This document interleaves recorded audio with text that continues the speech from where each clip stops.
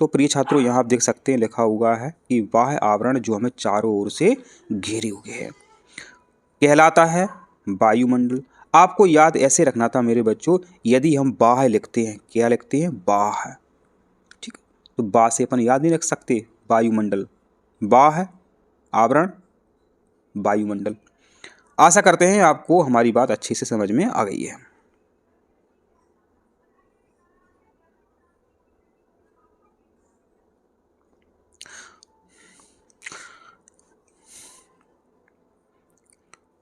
तेजी से बढ़ती जनसंख्या किसके लिए एक बड़ी समस्या है?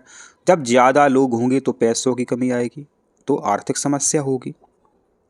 आशा करते हैं इसका।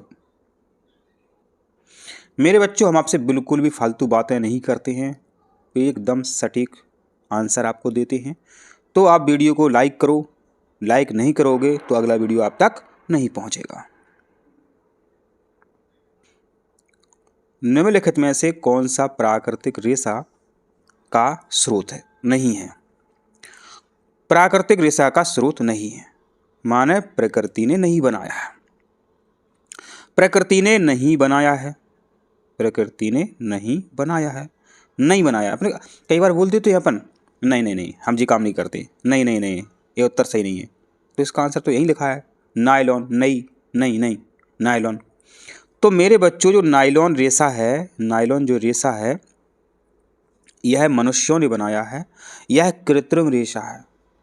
पेपर में इस प्रकार से पूछ सकते हैं कि कृत्रिम रेशा बता दो, तो कृत्रिम रेशा अपना रहेगा नायलॉन है, पीवीसी प्लास्टिक है, ठीक है, वो आपके कृत्रिम रहेंगे। तो प्राकृतिक में आपका कपास हो गया, सन हो गया, रेशम हो गया, तो ये आपको याद रखना है।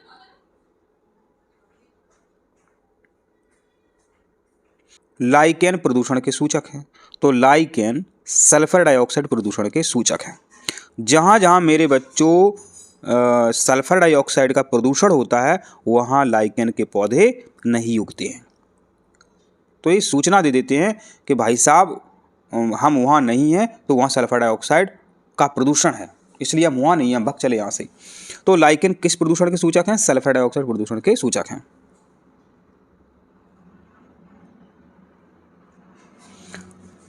ऊर्जा का अंतिम स्रोत क्या है? ऊर्जा का अंतिम स्रोत है सूर्य। जितने भी जीव जंतु हैं, पेड़ पौधे हैं, सबको ऊर्जा कहाँ से आती है? सूर्य से आती है।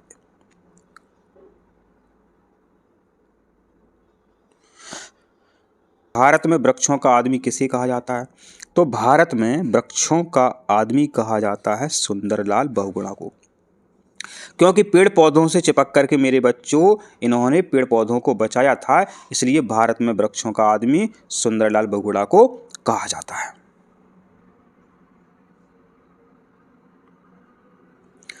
संसार का सबसे बड़ा रेगिस्तान है, संसार का सबसे बड़ा रेगिस्तान है सहारा। मेरे बच्चों, आप सभी को पता है कि हार क्या होते हैं। अब हार में कोई बड़ा हार है, कोई बड़ा हार है मेरे बच्चों, तो उसमें आदमी खो जाएगा। बड़ा हार है तो खो जाएगा, सिंपल सी बात है, बड़ा हार है तो खो जाएगा। तो सबसे बड़ा रेगिस्तान है सहारा। सबसे बड़ा रेगिस्तान कौन सा है? सहारा है। तो मेरे बच्चों देखिए, हम आपको ट्रिक्स से बताते हैं तो आपको आंसर याद रहते हैं। जल प्रदूषण का सूचक है औद्योगिक अपशिष्ट पदार्थ। औद्योगिक अपशिष्ट पदार्थ, जो उद्योगों से कचरा निकलता है मेरे बच्चों, ये नदियों के द्वारा आप तक पहुंचता है, आपको बीमारी होती है, तो ये फिर क्या कहलाता है? अपशिष्ट पदार्थ कहलाते हैं, माने खराब पदार्थ कहलाते हैं। भारत में पहली बार जनगणना कब हुई? बताओ बताओ। 72 बता दो, 72 बता दो, 1872 में। मेरे बच्चों, पेपर में यह प्रश्न जो है घुमा दिया जाएगा, कहा जाएगा कि नियमित जनगणना कब हुई थी? कौन सी? नियमित। नियमित, तो नियमित जनगणना 1881 से शुरू हुई थी। ये दो प्रकार से आपका यहाँ पे प्रश्न पूछा जाता है। लानोस घास स्थल, कौन? लानोस घास स्थल किस देश में पाया जाता है। तो लानोस घास के स्थल जो हैं वेनेजुएला में मिलते हैं। लानोस घास के स्थल कहाँ मिलते हैं? वेनेजुएला में मिलते हैं। अच्छा ये बताओ, आप सभी को पता है वन होते हैं, पता है, और वन में क्या होते हैं? घासें होती हैं, वन में घास होती हैं। तो वन में घास लेने जाते हैं, वन में माने वेनेजुएला में घास लेने जाते हैं। तो वेनेजुएला में क्या है? लानोस है। वेनेजुएला में लानोस घास के स्थल हैं। आशा करते हैं आपको याद हो गया है।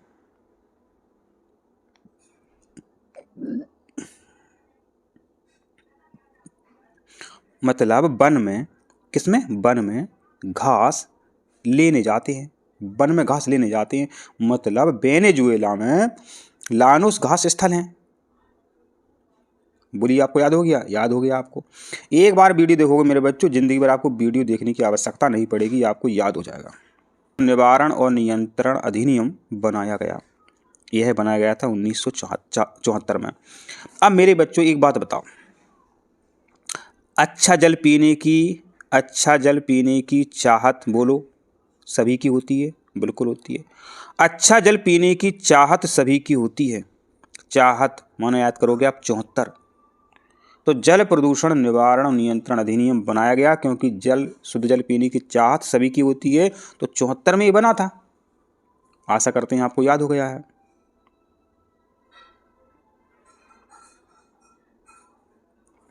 ओजोन परत वायुमंडल के किस भाग में पाई जाती है?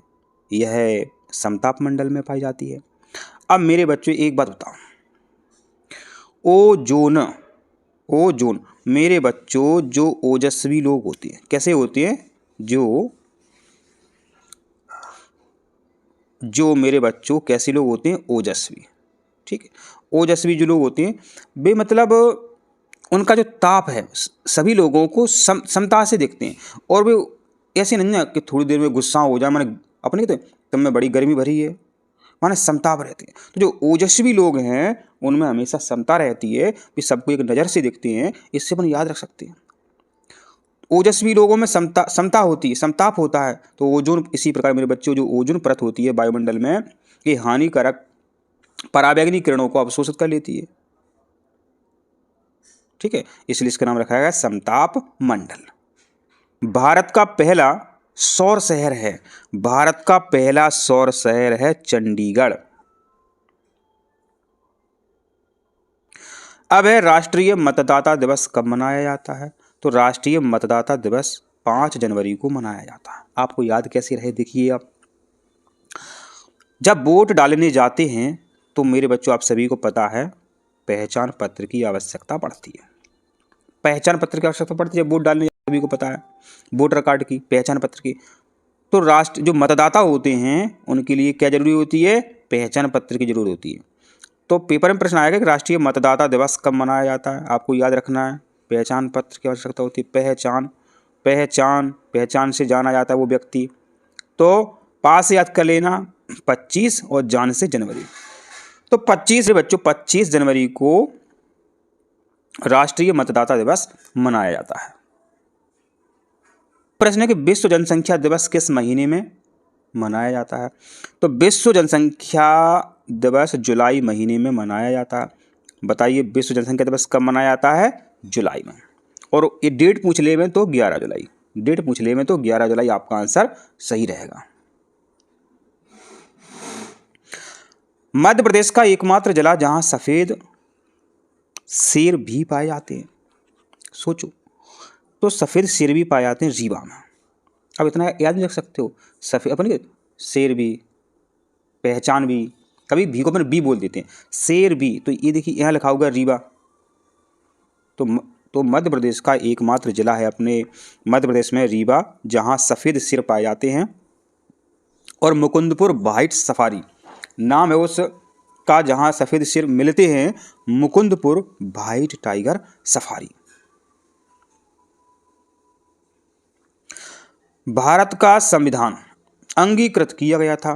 भारत का संविधान 26 नवंबर 1949 को अंगीकृत किया गया था। संविधान बनाने में मेरे बच्चों जो 299 सदस्य थे, इन्होंने सारी बुराइयों को छान दिया था। अच्छाई बची थी, तो अच्छा मतलब बुराइयों को निकाल दिया था, अच्छाई बची उसमें।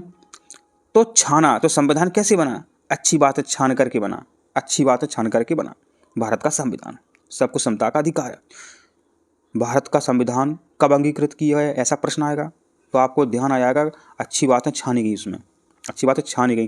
तो छा से याद कर लो 26, ना से याद कर लो नवंबर। बताइए क्या दिक्कत है? 26 नवंबर 1949। भारतीय संविधान कब लागू हुआ पूरी तरीके से? तो पेपर में आंसर रहेगा 26 जनवरी 1950। स्वच्छ भारत का इरादा कर लिया गीत के लेखक कौन है? स्वच्छ भारत का इरादा कर लिया गीत के लेखक कौन है? ये है प्रसून जोशी। मेरे बच्चों आप सभी को पता है, जब स्वच्छता का हम प्रयास करते हैं तो फूल जरूर चढ़ाते हैं, फूल जरूर चढ़ाते हैं। और मेरे बच्चों फूल को हम प्रसून भी कहते हैं। क्या कहते हैं? प्रसून भी कहते हैं। तो इससे अपन याद रख सकते हैं। प्रसून नाम जो है क्या है? फूल जोशी, प्रसून जोशी। वैसे भी याद कर लो कि स्वच्छ भारत का इरादा कर लिया गीत के लेखक कौन है? प्रसून जोशी।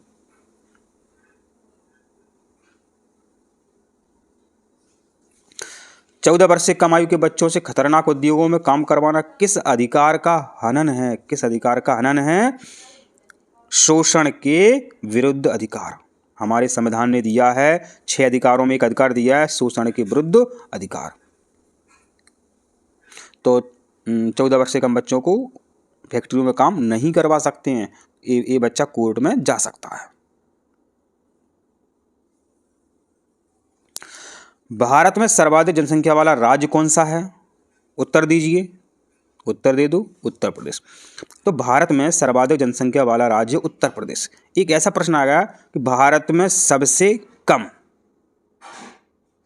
सबसे कम जनसंख्या वाला राज्य है सिक्किम।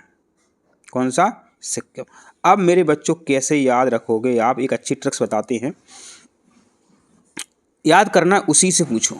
यह जो प्रश्न आ गया या सर आपसे पूछे तो उसी से पूछो, उसी बच्चे से पूछो। बहुत होशियार है, उसी बच्चे से पूछना सर आप, वो बता देगा। तो सबसे अधिक जनसंख्या उसको, क्योंकि उसको बहुत आता है, वो बहुत अधिक होशियार है वो, उसे उत्तर प्रदेश में जनसंख्या सर्वाधिक है। सी से सिक्किम की जनसंख्या अपने भारत में सबसे कम है। मध्य प्रदेश का राजकीय पक्षी है, मध्य प्रदेश का राजकीय पक्षी है दूधराज। कौन सा पक्षी है? दूधराज, जिसको शाह बुलबुल भी कहते हैं, पैराडाइज फ्लाई कैचर भी कहते हैं। और पेपर में प्रश्न ऐसा आएगा कि राजकीय नृत्य है राई। याद कर लेना, राई, राजकीय नृत्य है राई। और राजकीय वृक्ष है बरगद। ठीक है।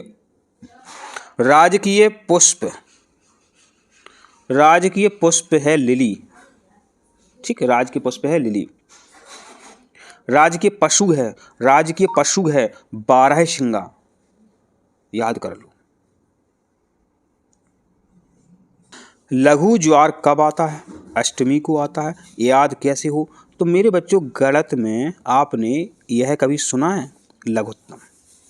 लघुत्तम समावर्तक, महत्तम समावर्तक, बिल्कुल सुना होगा। तो लघु ज्वार कब आता है? अष्टमी को आता है।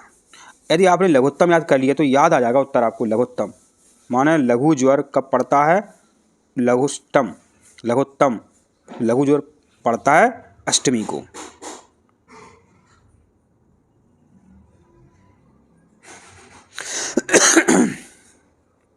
पानी का रासायनिक सूत्र है H2O, जिसमें हाइड्रोजन के 2 अणु हैं, ऑक्सीजन का 1 अणु है।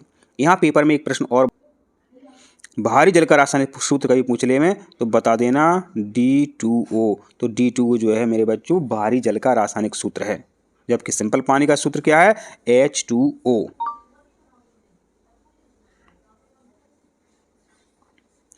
ग्रामीण रोजगार विधेयक के अंतर्गत कितने दिनों की रोजगार की गारंटी दी गई है? तो 100 दिवस की गारंटी दी गई है। कितने दिवस की? 100 दिवस की।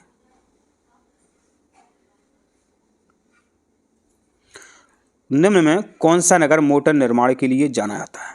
मोटर निर्माण, कारें बनाई जाती हैं, तो डेट्राइट, वो अमेरिका का डेट्राइट शहर मोटर कार निर्माण के लिए जाना जाता है।